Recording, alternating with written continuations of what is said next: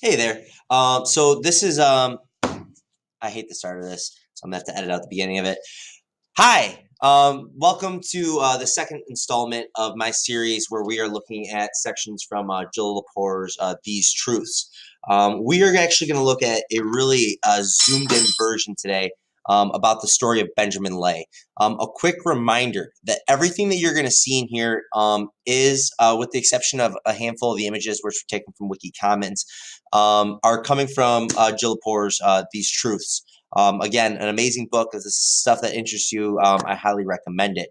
Okay, but today we're going to talk about specifically this gentleman, Benjamin Lay, and the impact that he had on American history. So going ahead here. Okay, so first off, who is Benjamin Lay? Benjamin Lay was born in England. He worked in the fields there with his brother until he was eventually apprenticed to a glove maker. From there, when he was young, I believe 17, he was joined. He went as a sailor. He sailed around the world to a number of places: Syria, Turkey, all sorts of places. In these adventures, he had a number of experiences. One such experience was that he met four men that had been for 17 years slaves. These were Englishmen, and through his discussions on them, he talked about the many cruelties of slavery. Okay, furthermore, in 1718, he sailed to Barbados, where he saw people branded, tortured, beaten, starved, and broken. He decided that everything about this arrangement offense of God, who did not make others to be slaves to us. In 1732, he moved to Pennsylvania with his Quaker preacher wife to join William Penn's Holy Experiment. All right, and that's something that we haven't talked about in great depth. But William Penn, a Quaker, all right, started a religious movement where they were trying to make Pennsylvania this holy asylum here for people that were of that religion. All right, this is Benjamin Lay here. All right, we're actually going to talk. This is a cave that he carved out into the side of a hill. Okay, who Benjamin Lay is not. All right. So he is not someone that you will read about in your AMSCO. I checked. He's not in the index. He's probably not someone that will appear on your A-push test. I say probably because, again, I have no idea what they're going to put on the A-push test. However, all right, why are we looking at him? And the reason that we're looking at him is that Benjamin Lay is a phenomenal example, a caveat of what the views towards slavery were at this time. And it's very important that throughout the course of this class that we need to be careful about judging historical figures by 21st century standards. All right, that's something that's dangerous to do. Obviously, we're in different time periods. However, another trap that we have to avoid is this idea that in the 1700s to 1600s, slavery was just 100% permissible. And that is absolutely not the case either. Okay, so Benjamin Lay kind of symbolizes this beginning of this abolitionist movement and the beginning of this struggle, okay, for equality for all people. This struggle to live out the creed that we have in our preamble to make ourselves a more perfect union. And this actually starts before that; those words were ever written down in our Constitution. Okay, so first off, Benjamin Lay is a man of moral conviction. Okay, he would not ride a horse because he would refuse to spur one. Okay, he did not eat meat. Okay, he denounced slavery before governors, ministers, and merchants. He said that what a parcel of hypocrites and deceivers we are. Okay, furthermore, and I think I mentioned this in a later slide, he would not eat, drink, or anything that was made by the hands of slaves. And he was actually very critical of the Quakers themselves. And at this time, very early part in the Quaker history, okay, so we're looking at the 1730s, 1740s, okay, they had not denounced slavery. So some of them had actually owned slaves. Okay, so this what leads to one of the most BA moments in history that I have read thus far. And what Benjamin Lay did is he took a pig's bladder, which I see here, pig's bladder. If that looks reminiscent of anything you might know, that's the early version of a football. He took pokeberry juice. This is a pokeberry right here. The pokeberry has crimson red juice. So he filled a pig's bladder with pokeberry juice. He carved out the inside of a Bible and he put the pig's bladder inside of the Bible. And then he walked into a Quaker meeting house and he said, You who profess to do unto all men as ye would they should do unto you, you shall see justice in the sight of the Almighty, who beholds and respects all nations and colors of men with equal regard. He then took a sword out of his belt and he pierced the Bible.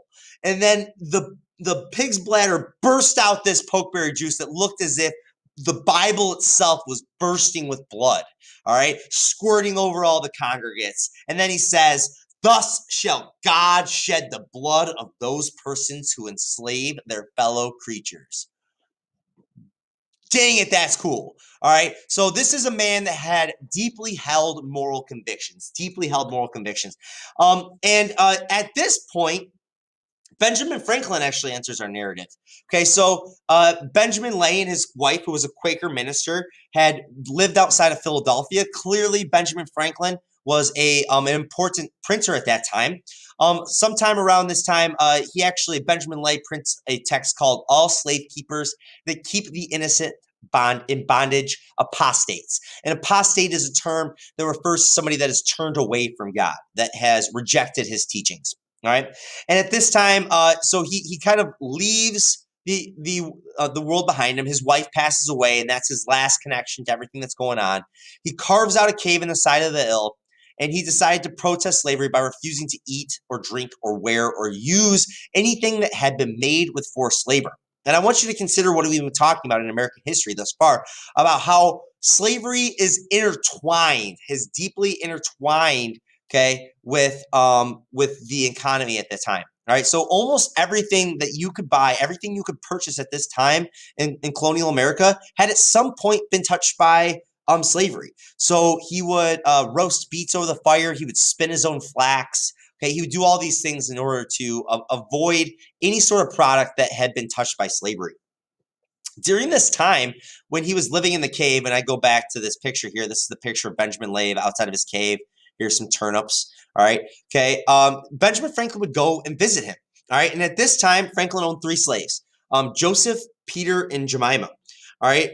And through their conversations, Benjamin Franklin being a philosophical individual, somebody that very much encouraged to have these open debates, Lay pressed him and pressured him by what right? And I think that that's a really important question that we look at, especially as we move forward into the American Revolution. All right. By what right does one person assert control over another person or a group of people? All right. And this is not only the question of slavery, this is the question of revolution and government. Okay. How is it that a government claims to have a right to have control over us? All right. And in a democracy, that's a little easier to answer because we can say that it's through the power of the people. But when you have a monarchy, that becomes a little bit more complicated. And when with some members of that government do not have a vote, it becomes even more complicated. So in this way, we can definitely see how slavery and this idea of liberty and revolution are tied together. Okay, so what Franklin knew about slavery, and it's important to remember, okay, what Franklin's profession was at this time. And at this time, he was a printer. Okay, he was a runaway himself. He had been the apprentice of his brother James in Boston, I believe. I could be wrong about that. It might actually be New York. But he had ran away from his brother. And so in his own papers, he would have been very familiar to ads very similar to this one. All right, advertising runaway slaves. And here is just a small selection of those. These are not even all of the ones that Lepore includes in her text. Bet, who had a large scar on her breast, ran away in 1750 from a man on Long Island. She was wearing nothing but a petticoat and jacket in the bitter cold of January. Primus, who was 37 and missing the first joint of one of his big toes, probably a punishment for an earlier attempted escape, ran away from Hartford in 1753 carrying his fiddle. Sam, a carpenter, 30, a dark mulatto, ran away from a shop in Prince George's County, Maryland in the winter of 1755. He is supposed to be lurking in Charles County, his owner wrote, where a mulatto woman lives, whom he has for some time called his wife. But as he is an artful fellow and can read and write, it is probable that he may endeavor to make his escape out of province. All right. Okay. So it is important that we kind of recognize that these are the kind of stories that Benjamin Franklin would have seen in his newspaper. And really, as much as we know about slavery, most about what we know about slavery comes from these ads, okay? Because obviously slaves did not, there were slave narratives. Obviously, Frederick Douglass's slave narrative is one of the incredibly popular ones. However, a large swath, I would say the majority of slaves were not able to read and write because one, it was outlawed, all right? And so we would get these accounts of slaves, okay, specifically very detailed physical descriptions of them, where they had seen, their level of education from these runaway slave ads. So Franklin would have very much known about the condition of slaves and how much, how brutal that institution was. All right. And this leads us to how slavery is involved in the language of liberty, slavery, and revolution.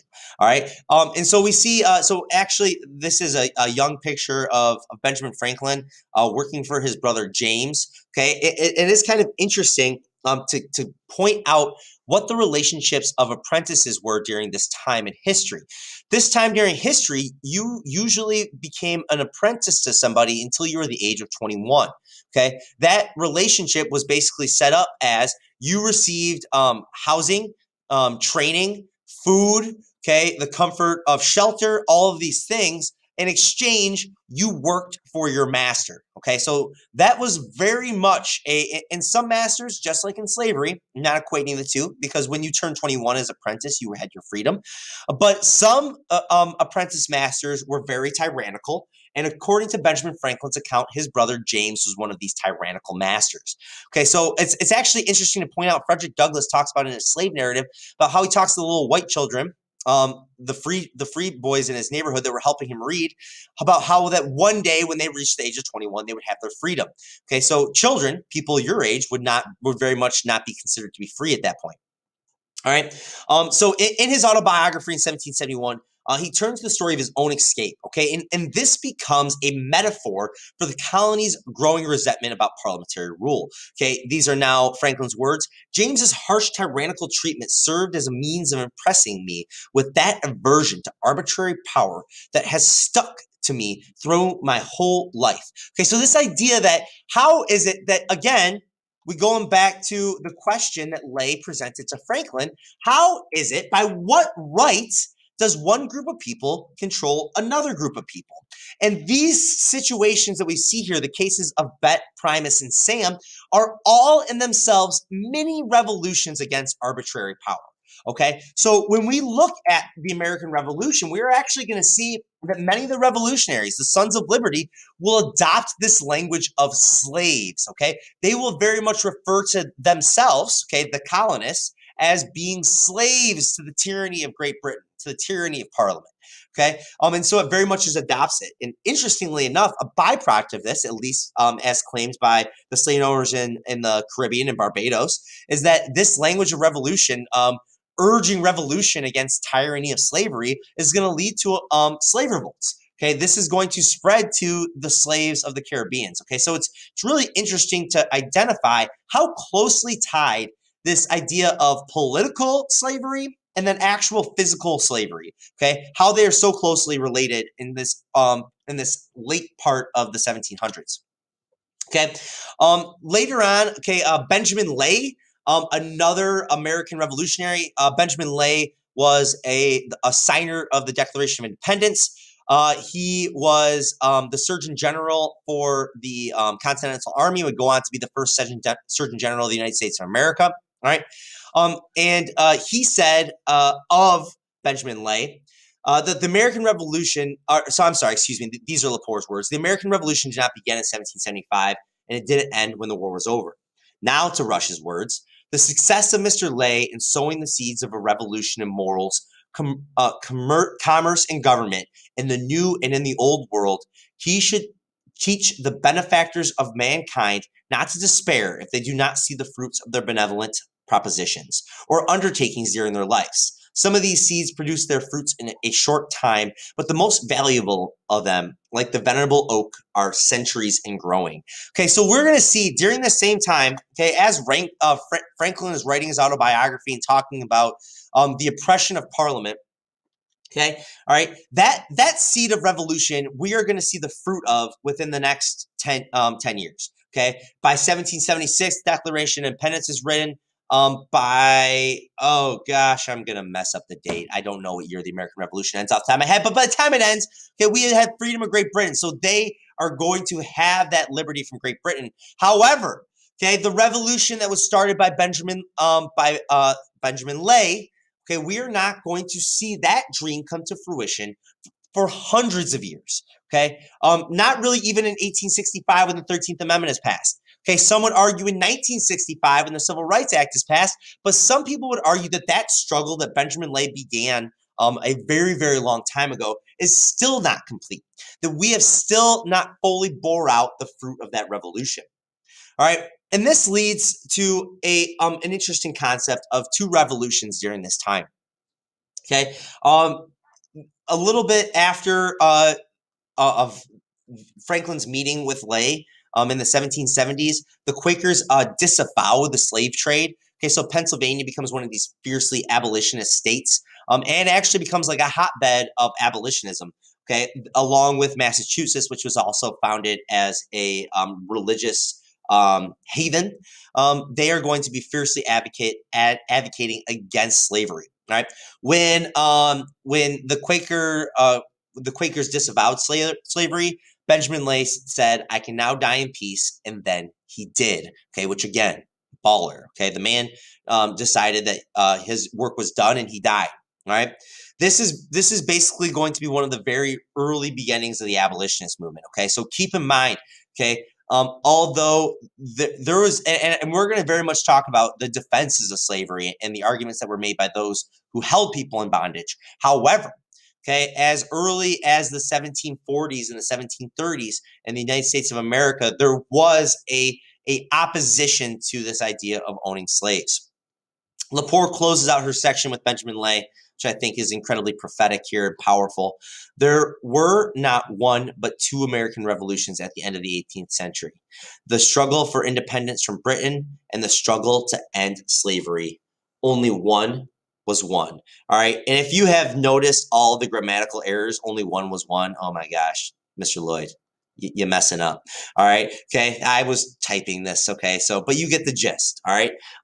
We are going to see these two revolutions kind of spurring forward from the French and Indian War and from this point on. So I want you guys to keep Benjamin Lay in the back of your mind as we continue to study American history, because he is, although not a towering figure in American history, not somebody that is given a whole lot of ink or page space and a lot of narratives. I think that his story is very instructive at struggles for what we believe in and the pursuit of revolutions in the United States of America, which is something that we're going to continue to talk about for the rest of this class. All right, thanks guys for watching. Make sure you go through all the Ed puzzle, and I like you guys, and I'll see you soon.